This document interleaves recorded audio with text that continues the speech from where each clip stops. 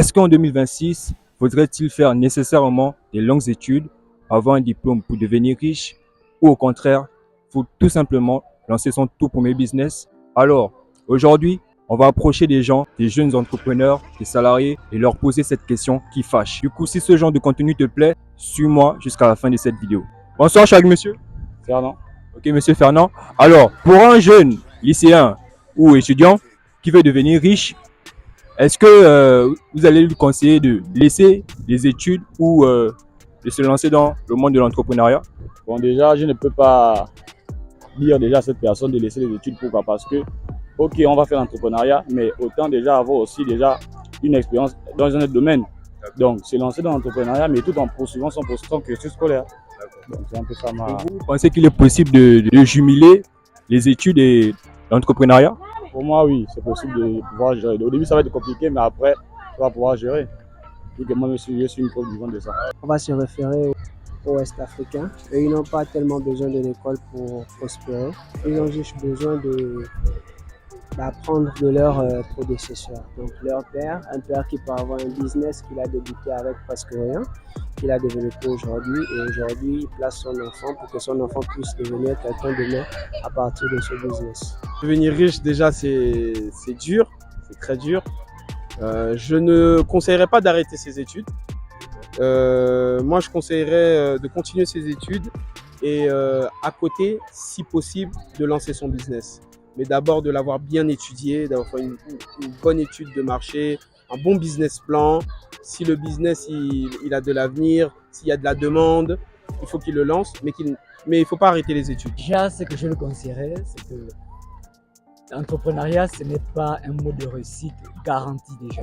C'est vrai qu'aujourd'hui, on parle plus de l'entrepreneuriat, ça sonne beau, ça peut plaire à tout le monde parce qu'on est façonné par la richesse matérielle, mais on ne donne pas des statistiques. Combien sont ceux qui se lancent en entrepreneuriat et réussissent vraiment? Ça, on n'a pas cette statistique-là. Donc, je pense qu'il faut mettre toutes les chances de son côté. Les études, pour apprendre une compétence qu'on pourra utiliser par la suite. Et peut-être aussi faire de l'entrepreneuriat. C'est vrai que suivre les deux au même moment, c'est pas évident. Mais c'est pas pour autant qu'on va laisser ses études et se consacrer à l'entrepreneuriat. En fait, on est un peu curieux, hein, désolé. Vous m'avez dit que vous étiez un entrepreneur. Non, c'est assez... Vous entreprenez dans quoi précisément? Bon, après, vous êtes libre de ne pas répondre, mais pour la population qui aimerait savoir, pour les gens qui nous regardent, Non, je vais pas dire. vous pouvez pas dire, Non, non, je vais pas. mais vous pouvez quand même dire le secteur dans lequel vous êtes. On va dire restauration et activité en annexe en fait. Et ça marche bien. Le même souci en fait, les études et par exemple actuellement ils sont pas d'examen donc je ne peux pas être plus présent là-bas. Je suis obligé de mettre mon temps vraiment à 100% sur les études. Okay. Si par exemple votre enfant vous dit par exemple il veut arrêter les études et pour se lancer dans l'entrepreneuriat, quelle sera votre réaction? Ben, je pense que je mesurerais déjà combien d'années d'études il lui reste. Je mesurerais aussi l'ampleur de son business. Si vraiment son business, il y a un réel besoin et son service qu'il veut apporter est vraiment, vraiment important, ben, je l'encouragerais.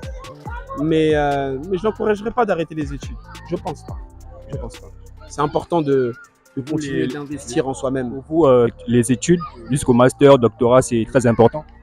Je pense que c'est important, oui, parce que ça ouvre des portes. Aujourd'hui, les personnes, ils demandent des diplômes, même si des fois, ils demandent aussi l'expérience et souvent, on n'a pas les deux.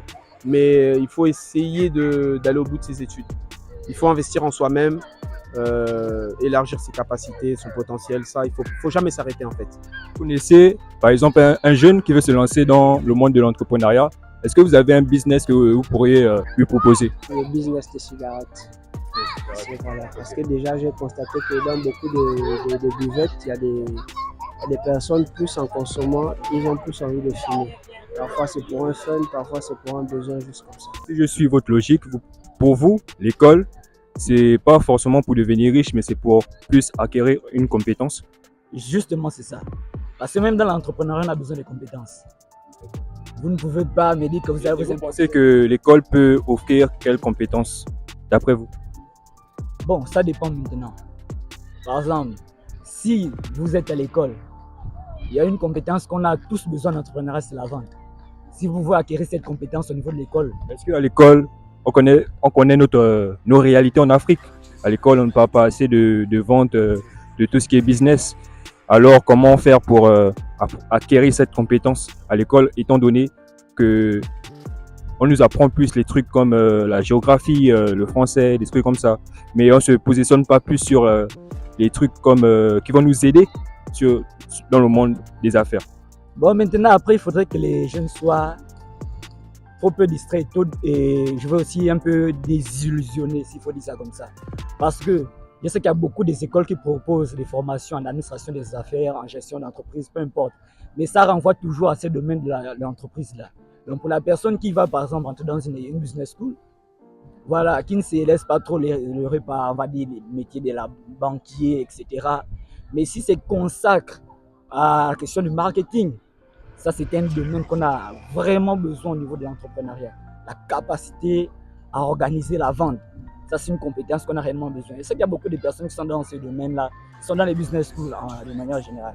Même moi, lorsque je suis passé par là-bas, j'avais des ambitions de comptabilité, mais la chance qu'on a eu, que moi j'ai eu, c'est parce que je suis passé dans une école, on va dire, entrepreneuriale. Donc, on nous a poussé à aller un peu vers l'entrepreneuriat un peu plus tôt. Et je me suis rendu compte que c'est une compétence dont j'avais réellement besoin. Ce qui a fait en sorte que, bon, je me suis beaucoup documenté sur le sujet. Et après, pendant les vacances, comme cette période, je partais, je trouvais des bricoles au niveau de Petit Paris. Et c'est là-bas où j'ai aussi affiné avec ces gars qui vendent sur le terrain tous les jours. Donc, c'est ça, ne pas abandonner l'école. Selon vous, on ne peut pas se lancer dans l'entrepreneuriat sans compétence. Il faut obligatoirement. Il faut une compétence.